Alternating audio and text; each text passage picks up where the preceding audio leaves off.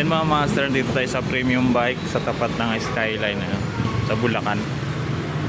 Meron tayo na ispatan dito, tatlong Honda Click version 4. Standard version lang to mga master. Ito yung parang glossy black, no, kulay. Ito maganda, oh. Ayan, oh, ito yung standard, yung may susi pa, no? Ito yung keyless, yun yung smart. Ang ganda mga master, tatlong unit nandito. Tatlong unit. Yan, silip natin konti dito mga master. Yan, parang ano, yung fairings niya dito, fairings niya parang macho siya, parang pinaumbok dito. May curve, ayan. Ganda. Tapos pag umupo ka mga master, hindi na sumasayad yung tuhod mo.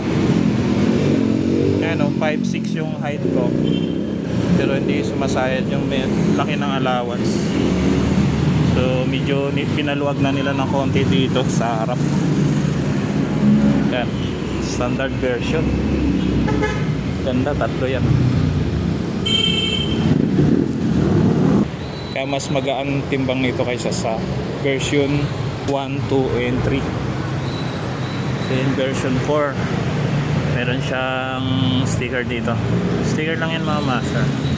Tapos yan, ganyan bago, iba yung design. Oh, ganda. Ganda sana to. Premium bike. So tatlo yan, oh.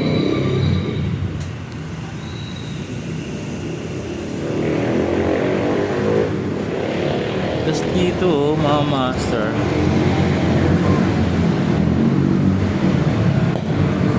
parang medyo okay siya dito kasi wala siyang butas-butas, no?